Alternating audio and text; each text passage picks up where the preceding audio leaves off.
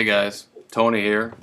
Back to do, as you can see, a response to Fred, Big Star 1000, his 10 US Psych albums, response to his thread, his ongoing series, which I've been really enjoying.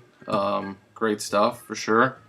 So, yeah, I figured this one, why not? It's been a little while since I've done a video. I'm definitely due. Definitely due for a recent vinyl edition video as well. I got a bunch of stuff. Probably do a couple soon. I have some time, so I figured what the hell, make a video. So 10 US Psych albums. Make this quick. It might even be under 10 minutes. We'll see. I picked out 10, but I wanted to throw this in. DR Hooker, The Truth, which Fred showed. Such a great album, Psych album. I believe originally privately pressed, but out of my area in Connecticut. This is a reissue. Originals of this are just incredibly rare and very expensive. I went to a store today actually and looked around, and they had one on the wall, and I'm looking at it because everything on the wall is very rare and pricey usually, and it was up there. And I'm like, is that an original? I was talking to the owner, and he's like, no, it's a reissue from an earlier reissue. I don't know if it was official or might have been like a limited reissue from a while ago. But yeah, this is the more recent reissue. But just an incredible Psych record for sure. DR Hooker, The Truth. All right, really though, the 10 that I picked, I considered going more obscure, sort of 10 more obscure Psych. But I said, what the hell, I'd pick out some sort of classic stuff I really like. Not necessarily my favorites, a couple of them, but yeah. Anyway, I'll just show these real quick. Let me just put these here. Here's a sort of obscure, but probably gaining a bit more popularity, I guess you could say. The Head Shop, with their lone album. What year was this? I don't know, probably like 68 or something. But yeah, the Head Shop, New York band, sort of in a Psych, sort of garage feeling at times. Excellent stuff. Produced by Milan, I believe his name is. So he was a musician and became like a very sort of well-known producer for a little while, but died in like 1970 or 71. So he wasn't around too long. But this is a really excellent New York psychedelic album, and they do a couple. It's set up like I don't know, in chapters, musical chapters, but it's funny, you know. It's side one, and then side one continued for side two. But anyway, yeah, the Head Shop. Let's see, the West Coast Pop Art Experiment Band. So this is part one. I believe technically this is their second album. I think maybe their first one was actually the West Coast Pop Art Experiment Band. I mean, like chapter one or something, which was mostly, I believe, sort of demos. And then they were signed to Reprise and put this out. Fantastic. I love this album.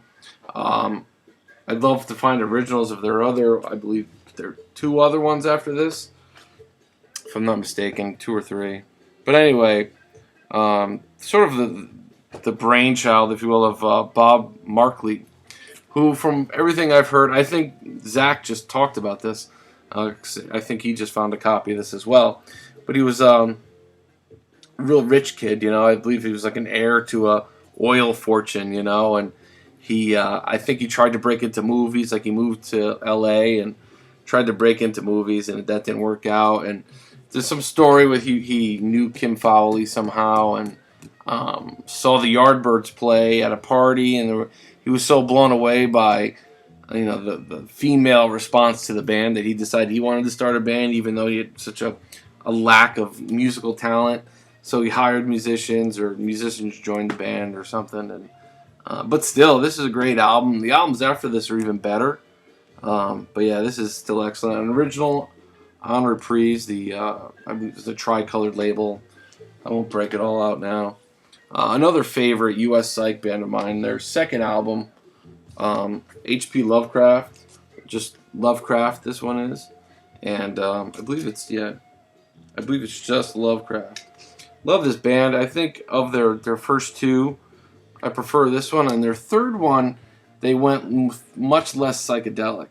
As you know, what was fashionable, the sort of psychedelic things sort of wind down and became much more roots oriented, and so did they. So probably comparable to like Crosby, Stills and Nash or something, if you will. But it's still a really good album. So Mountains of the Moon or something like that. I have it. It's really good. So if you see that, pick it up because it's excellent. But this, their first two psychedelic masterpieces, and I think this is my favorite of the two. And this is an original on Philips. Here's the gatefold. I mean, look at that. It's just excellent. H.P. Lovecraft. I've had to show a Love record, so I went with their first one, Love. And I found this very cheaply. And just an original. I mean, you gotta show a Love LP. But yeah. First press, their first album. Very happy to have this.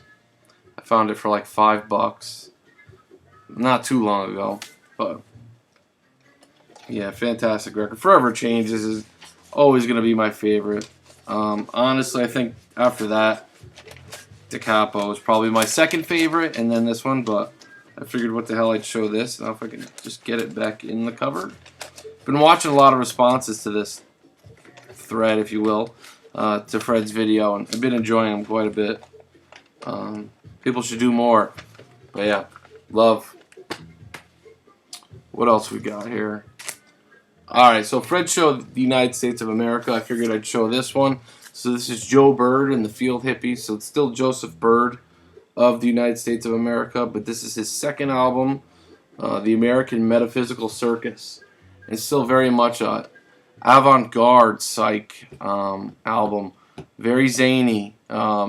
I might prefer this one just a little bit to the United States of America.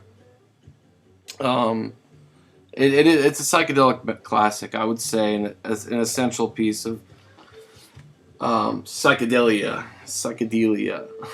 Just a great album, really. So check it out if you don't have it. Mine has a horrible saw cut, but still, such a great album. Very zany.